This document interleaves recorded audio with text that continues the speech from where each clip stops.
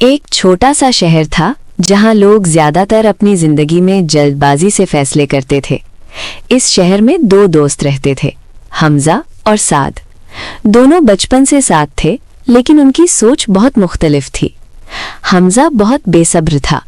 उसे लगता था कि जिंदगी में सब कुछ फौरन मिल जाना चाहिए। अगर कोई काम मुश्किल होता तो वो घबरा जाता और शिकवा करता। उसे लगता था कि जो चीज फौरन हासिल ना हो वो बेकार होती है। साद बिल्कुल उल्टा था।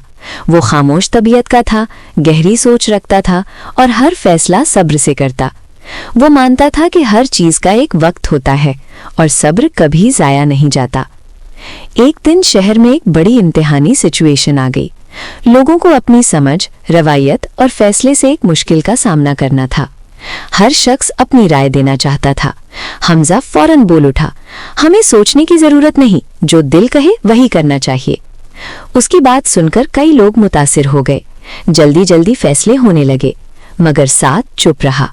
वो लोगों को देख रहा था, उनके चेहरों पर परेशानी महसूस कर रहा था। कुछ देर बाद साद ने नरमी से कहा, अगर हम थोड़ी देर रुककर सोच लें, एक दूसरे को सुन लें, तो शायद बेहतर रास्ता निकल आए।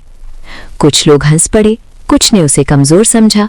हमजा ने कहा, तुम हमेशा देर कर देते हो, जिंदगी इंतजार का नाम नहीं। वक्त गुजरा, जल्दबाजी में लिए गए फैसले लोगों के लिए मुश्किल पैदा करने लगे। गलत फहमियां बढ़ने लगीं, लोग एक दूसरे से नाराज होने लगे। हमजा भी परेशान हो गया, मगर उसका गुरूर उसे मानने नहीं दे रहा था कि वो गलत हो सकता है। एक शाम साद तन्हा बैठा आसमान की तरफ देख रहा था। उसके चेहरे पर सुकून था। वो जानता था कि सच और सब्र का असर देर से होता है, लेकिन गहरा होता है।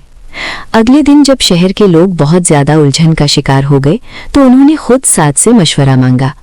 इस बार साद ने सबको आराम से बिठाया, हर शख्स की बात सुनी और फिर एक मुतवाज़िन रास्ता बताया जो सबके लिए बेहतर था।